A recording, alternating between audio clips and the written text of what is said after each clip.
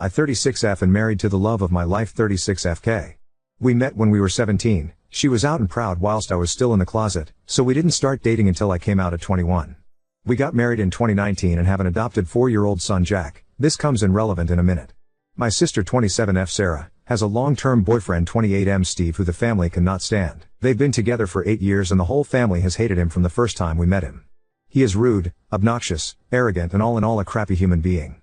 He's also someone that likes to claim that he is just honest, but if someone is honest back to him he flips out and sulks like a toddler. In fact my toddler is better behaved than him. He isn't abusive to Sarah and doesn't direct these comments towards her, it's just the rest of us. He's actually a good partner to her and treats her well, which is his one redeeming quality. My dad and Kay hate him the most and will do anything to avoid him at family gatherings. Kay usually just ignores him and brushes off anything he says to her as she doesn't like conflict. However, there have been a few occasions that she has said something back, but it's usually said in a joking manner which amuses my dad to no end. My mom is a peacekeeper and will do anything to avoid drama, so she just changes the topic whenever he starts, but she and my grandparents all hate him just as much as the rest of us. Sarah is the only one that obviously doesn't hate him. Our son's birth mother Tess was Kay's best friend, who sadly died in 2021. This was a real shock as she had an underlying heart condition that she didn't know about and simply went to sleep one night and never woke up. Jack had been left alone in his cot all day screaming for his mom before Kay got worried that Tess wasn't answering her texts and went to their house to see if she was okay. She found Jack in his cot and Tess in her bed. We adopted Jack as no one in Tess's family was in a position to take him in. We raise him as our own, but he knows who Tess is. Obviously this is a very sensitive topic for Kay as it was so traumatic for her and Jack. Now, on to what happened last weekend. It was the anniversary of Tess's death on Saturday, so Kay, Jack and I went to visit her grave. Kay is always quiet after going to see her and this time of year is especially hard for her. On Sunday we had a family gatherings at my parents' house. These happen every couple of months as just a catch up for everyone. At first nothing was out of the ordinary. Kay and my dad were off to the side talking as usual, only I could see that Kay was obviously struggling, so my dad and her went for a walk so she could clear her head. This is something they have done before, so nothing too unusual. However, Steve had an issue with this and asked why they had left and why he wasn't invited to walk with them. I explained that about Tess and Kay just needed a minute. This wasn't good enough for Steve though, and he said she should have gotten over it by now. At this my granddad, who is naturally a very quiet guy, said that his best friend had died over 20 years ago and he still had days where he's missed him so much it hurt. You don't just get over something like that. Steve shut at that. Kay and my dad got back and she was in a much better mood. We all sat down at the table for our late lunch and started chatting. Everything was fine at first until Steve started trying to butt into Kay's conversation with my granddad. When it was obvious that they weren't going to include him, he very loudly stated, "This is bullshit, she's getting all the attention of everyone because her friend died 3 fucking years ago. Get over it for fuck's sake, we're all sick of hearing about it." The whole table went silent and I took one look at Kay and knew she was about to go off on Steve. Only it didn't happen the way I thought. Rather than exploding at him, she looked at him very calmly and said that her and granddad weren't talking about Tess, they were making plans to take him to the Christmas markets, but if you want to be a dick then no problem. She then went on to say to him that everyone in the family hates him because he's a toxic, narcissistic fuckwad. That whenever he can't come to a family gathering the whole family is much happier. That there is a reason he has no friends and that his own family can't stand to be around him. That reason is that he's rotten from the inside out and that Tess may have only been on this planet for 32 years, but she made a bigger impact on people than he would if he lived until he was 150. That her funeral was rammed with people because she was so loved, whereas he'd be lucky if anyone other than Sarah was at his. After that she got up and went to the back garden and I followed her. A few minutes later my dad came out and said that he'd told Sarah and Steve to leave. We went back inside and Kay apologized to everyone and said she should have just kept her mouth shut. Everyone other than my mom told her what she had done was right and it was about time someone told him. My dad then found it hilarious that a lesbian had been the one to tell him straight, which lightened the mood a lot. We spent the rest of the afternoon there before going to pick Jack up from Kay's mom's house as she had him overnight on Saturday for us. The reason I'm making this post is that yesterday I got a call from Sarah saying that her and Steve wanted an apology from Kay or they weren't going to Christmas. When I reminded her that we wouldn't be at Christmas either as it our year to spend it with Kay's mom, so it made no difference to us, she got really upset saying that she wanted an apology because Kay was way out of line. I said she wasn't and that I wouldn't even contemplate asking her to apologize because I agreed with everything she said and so did everyone else there. She ended the call and I just went back to work. Then today my dad called me and asked if Kay's mom would mind a few more for Christmas as he was refusing to spend it with Steve, so he and my granddad needed someone else to go. Apparently after Sarah had called me she has called mom and started ranting and my mom had told my dad to get Kay to apologize, which he said no to, and they had an argument and my dad has now decided that he's done with Steve even if that affects his relationship with Sarah. He's not having it anymore. My mom wants Sarah there, and she won't go without Steve, so my dad is going somewhere else and my granddad agreed with him. I text Kay's mom and she said they were welcome, so now my mom is furious and saying that my dad and Kay are ripping the family apart. So basically this has turned into a shit show. Kay has said she will apologize if I want her to, just to keep the peace, but I've told her no way. Everything she said was true. I just don't know where to go from here, and the people in my life all hate Steve that much that Kay could have physically attacked him and they would all still think she is in the right. So, that's why I'm asking internet strangers who might have had to deal with difficult family members. What can we do to get into a place where we can be around each other amicably? I'm struggling to see a way right now. Wow, didn't realize how long this got until I went to post it. Sorry about that. Update 1.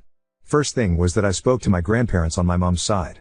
They were there when this all happened, but they're like my mom and just constantly try to keep the peace. That's where she gets it from.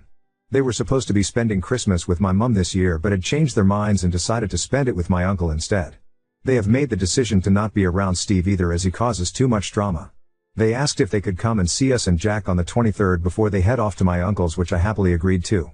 This really surprised me and it outright shocked my mom, as like I said they are the biggest take the high road type people I've ever met, but even they'd had enough. The next thing that happened was my dad called to let me know that Steve and Sarah had now decided that they want Kay to make a public apology in front of the whole family and admit she was lying and that the family loves Steve.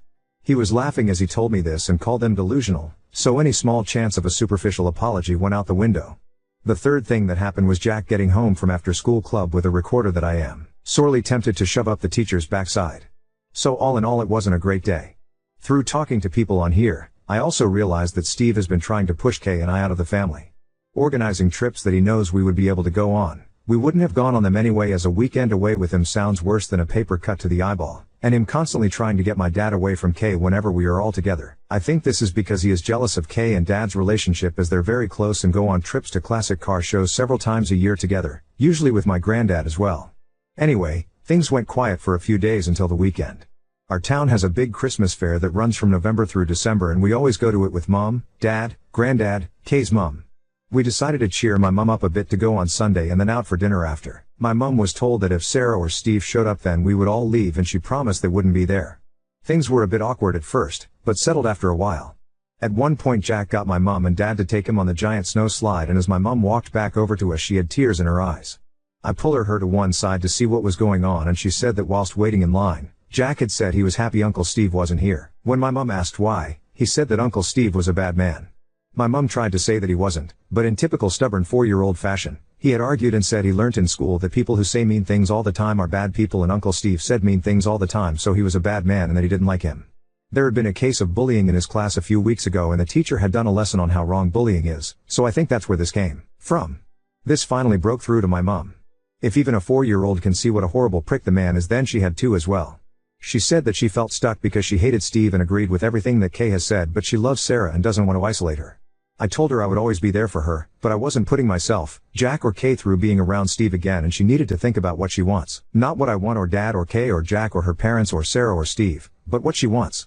She went quiet and then said that Kay's mom had told her she was welcome at hers for Christmas if she wanted to, and that she could decide it on Christmas Day if she wanted. Kay's mom would save her a plate. We went back to the group and a little while later I saw Mom and Kay's mom having a deep discussion whilst walking behind us. Neither will say what they talked about, but Mom seemed a bit happier after their talk. They have also been talking since, as yesterday my mom told me that she will be coming to Kay's mom's for Christmas and they've been talking about going shopping together next week. When Mom told Sarah after calling me, Sarah predictably lost her mind and said that Mom was choosing us over her. My mom told her she was choosing to have a good Christmas rather than being belittled and made miserable all for the sake of Steve and his so-called honesty. Sarah then called me and asked if I was happy that I'd won. She then did the unforgivable and used a few homophobic slurs towards me and Kay and called Jack the bastard of a whore. I ended the call, blocked her everywhere, and then let my family know what had happened and that I never wanted to speak to her again. They're all as appalled as I am, and my Ganny, Mom's mom, called Sarah and apparently told her she was dead to her as she won't have a bigot in the family. Sarah has been trying to reach out to apologize because she knows she has stepped over the unforgivable line, but I've just kept blocking the fake accounts that she's making on IG. Steve tried reaching out to my dad after this, and when he eventually answered, Steve tried to say that Sarah was just angry and didn't mean it. According to Mom, Dad ended up giving him a verbal lashing and told him that he was the worst thing that had ever happened to Sarah and our family. My dad has told Sarah he is disgusted with her, but will be there for her if she leaves Steve. Until then, good luck. Mom has gone low contact as well, but wants to keep the door open so that Sarah isn't completely isolated. I had a few people saying that Steve may be abusive towards Sarah, but I really don't think he is. He usually acts like a dick when the attention isn't on him. He knows that when he says dickish things then all the attention is on him and he revels in it. After Sarah's outburst, I just think that they're both toxic and feed off each other's toxicity. She lets him get away with the things he says because she gets pleasure out of watching us all bite our tongues and keep quiet. So, Mom's angry, Dad's angry, our 3 grandparents are angry, extended family are angry, and Kay is being my rock, but I can tell she's really angry about what she said towards Jack. I'm just sad and done with it all. At least now I know what she really thinks about Jack, Kay and myself, so there's that. Not the prefect update, but we move on. It will be nice this Christmas to have both sides of the family together for the first time and not have to worry about Steve being a dick, but I'm sad that is how my relationship with my sister has ended. I'm trying to get into the Christmas spirit, but it's a tough one right now. The only things that make me smile are Kay and Jack being goofy idiots to cheer me up, however the recorder can go to hell. I curse whoever invented the thing, like seriously, fuck you. Thanks for all the support in my original post and opening my eyes to a few things. Maybe internet strangers are the way to go for advice after all. Hope you all have a good Christmas/holidays. Now on to second story. Cousin turned my daughter's dream performance at her wedding into a nightmare. Now I'm left picking up the pieces. My cousin Dana, not real name, had her wedding 2 weeks ago, and she asked if my daughter could perform at her reception. My daughter, Jane, also fake name, has practiced Silk/Lyra for the past few years at a nearby circus studio, and she's also performed with Slash through the studio at small gigs. She hopes to continue into adulthood and become a professional teacher, but this recent incident has shaken her confidence. She has a private Instagram to document her progress/performances, and I only post certain performances on my Facebook. Her first gig with the studio and her first recital, to name a few, we're proud of. Some of our relatives saw her performances through my socials, and they watched her perform at her studio's Christmas recital when we hosted Christmas at our home a few years back, something that surprised her when they visited early to see her. I love how they coordinated that, and Jane said it was her loudest cheering section to date. Dana was one of the relatives who came up early to see her Christmas recital, and she's always been super supportive. She asked me if Jane would be willing to perform at the reception, and I asked on her behalf. Jane was honored and excited when I did, and we already had a portable rig for her too, though we ended up renting a taller one from her studio. Dana got the idea from a YouTube video featuring an aerialist who performed at a wedding reception, and she showed us while requesting white silks and a white outfit. We scoped out the venue and purchased white silks along with a white costume that Dana approved of, and Jane was really excited throughout. Jane even worked on choreography to a song that Dana requested, and she put a lot of time into it, even asking one of her coaches to help her with it. Dana insisted on paying her for the gig despite Jane not expecting to be paid, and she paid her a few hundred. However, Dana's had a change of heart. Jane received a standing ovation after her performance that surprised her, but we didn't know anything was wrong until Dana went on Facebook a few days later. Dana said she didn't approve of the outfit Jane wore and that she specifically told her to not wear white. She also said my husband and I pressured her to have Jane perform and that the performance gave off an unclassy vibe, lies that my husband and I couldn't believe. We sent Dana numerous costume links, and we purchased the one she liked. There was also nothing wrong with Jane's performance. Dana was one of the people cheering afterward. Jane received nothing but compliments afterward, but I'm disgusted that she had to see that post after all the work she put into it. The post also had comments disabled for what it's worth. I called Dana to confront her about the lies, but she didn't pick up numerous calls.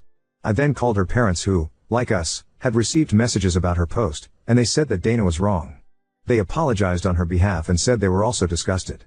Dana's mom also said that Dana vented to her before making her post a few days after the reception. Dana told her she regretted asking Jane to perform given the attention, compliments and cheers she received for it. Her mom also said that she felt upstaged with Jane wearing white and having to hear how good she was. Dana's parents tried to call her after she made her post, but she didn't answer after their previous conversation ended with her parents telling her she shouldn't be bitter because she specifically asked Jane to perform. Dana's parents reported the post along with us/others, and we've told the truth to those who reached out along with a post to explain our side/stand up for Jane. We have text proof of sending costume links that Dana chose from. Dana's parents also requested to talk to Jane on the phone to apologize for Dana's behavior, and my husband and I told Jane that Dana was wrong, and that we'll be distancing ourselves from Dana permanently. Dana's parents were surprised at her behavior, and we were too having seen her grow up. Granted, we only see extended family for Thanksgiving and Christmas because we live far, but other relatives were surprised too as it seemed to come from left field. Maybe there's a side of Dana we'll never know from our limited holiday/milestone interactions, but our focus is Jane. We've tried to cheer Jane up by offering to take her to dinner among other activities, but she's been hurting, which is why I'm here. Jane hasn't practiced, at home or the studio, since the reception, and I don't want to invade her space at her studio by asking/telling anyone there, in case she doesn't want anyone to know. She asked me to return the white silks and costume after being so excited to receive them. She also said she's going to take an extended break from Ariel to reconsider if she wants to continue. Aside from Ariel, she's taken a break from seeing non-Ariel friends too, choosing to pretty much keep to herself. We would appreciate any advice from fellow Arielists on how to lift her spirits. We reminded her of how we're proud of her, along with the many compliments she received, but she's asked for space and to not talk about it. We're going to respect that and let time do its thing, but we'll consider any advice from other aerialists who can relate to the time and work she put in. Sorry for this being so long, but we appreciate anyone who read and takes the time to reply. Alternatively, and I'm sorry to say this, but is it possible that Dana's new husband gave Jane any inappropriate attention? That might explain why Dana is so upset when she presumably should have known exactly what to expect, although certainly wouldn't excuse it. If there were any opportunities for Jane and the new husband to be alone, I would really look into that also, because it would also explain why Jane hasn't practiced since the reception even though the drama started a few days later. It is an extreme place to go, but I would just ask yourself if there was an opportunity for him to be inappropriate because she is withdrawing from her entire social life. When I was a teenager, driving up to the next city over helped me sometimes. Want to take a drive? Is still a question I ask myself when I feel stuck and hopeless. Go to the big aquarium and get cannolis at the outlet mall or something equally random. Maybe she'll open up or get out of her head, or maybe y'all will just have a nice day. Lots of love to you and your family. Maybe see if there are any non-aerial activities any of her friends are down to do with her. Maybe something like rock climbing, which can feel less performance-oriented and attention-grabbing but can still feel fun for an aerialist because there's a fair amount of strength crossover. Hopefully she'll be comfortable with aerial again in future, but I think just trying to help her not socially withdraw too much would be good for her well-being for now. So sorry she's going through this. She sounds like a great kid and a very talented aerialist. Update 1. Since my original post, Dana's Facebook post is gone. I don't know if she deleted it or enough people reported it for Facebook to remove it, but we're glad it's gone. She never apologized to us, or Jane, or even bothered to call, so our position on being permanently done with Dana stands. My husband and I made a post on my Facebook addressing the lies she spewed about our daughter, and we shared photo proof of Dana's texts where she approved of Jane's white costume from links we sent, not to mention the song choice she sent us too. Better yet, Dana's mother reposted it on her account, which really surprised me. Dana's mother wrote that they loved Jane's act and that they disapproved of Dana's actions. My husband and I also made sure that Jane was okay with us addressing it on Facebook, and she said it was fine. Normally, I wouldn't use Facebook to address drama if aimed at me. But since this involves a grown adult attacking a minor, we felt the need to address it publicly because she disparaged her publicly, and Jane will remember whether we stood up for her or not years from now. I had a chance to speak with Dana's mother since my original post on the phone, and she spoke to Dana again since our last call. Dana reiterated how she regretted asking Jane to perform, but she harped on the standing ovation that bothered her the most. Dana told her that she expected Jane to get some polite applause, but that the overwhelming response really set her over the edge because she expected the loudest cheers to be when she and her husband entered the reception, but that went to Jane instead. Dana and her husband also received a great reception when they entered the reception, but Jane's performance did too, and Dana didn't expect it. Heck, even Jane was surprised by it too. She never received a standing ovation from a solo act before. But Dana's mother believes that if Dana had asked someone to sing who received a similar reception, Dana's jealousy would have been all the same. Someone suggested seeing if Jane would be interested in speaking to a therapist given how hurtful Dana's comments could be for a teen, and Jane said she's open to it so long as it isn't a counselor at school because, as of now, she doesn't want anyone at school or her studio to know about the incident, and she vaguely told the coach who helped her choreograph that it went fine. We will respect her privacy request as it's her right to control the narrative. But in the same vein, I suggested therapy for Dana to Dana's mother since her reaction might be a bigger insecurity, and she said she'd ask. The other thing someone suggested was the possibility of Dana's husband, or anyone, making an inappropriate comment to Jane during the reception that made her shut down and not want to see friends or practice days before Dana's post. My husband decided to ask her, and Jane said no when he did. If something happened, perhaps she'd be more comfortable telling a therapist with time. But on the bright side, she said she might want to try a different aerial studio because she doesn't want to answer questions about how it went, or share a video, at her home studio, so we will help her find somewhere new as she asked. We hope she doesn't permanently leave her current studio because she has friends and coaches who are supportive, and she performs with that studio's troupe at festivals/gigs, but I personally understand the need to sometimes go somewhere where nobody knows you for a break, and we hope that will help her. She hasn't said definitely yet. But if we does, we'll take her. She still wants an extended break from aerial in the meantime, but even if when she goes back, she said she may never want to perform again and would rather do it leisurely, one of the reasons she doesn't want to return to her home studio where she's a part of their troupe. She asked if we'd tell her troupe coach that she won't perform with them anymore if it comes to it. And if that's what she wants down the road, then we will. Hopefully time heals this wound and helps her at least keep the friends she has there, but we can only hope.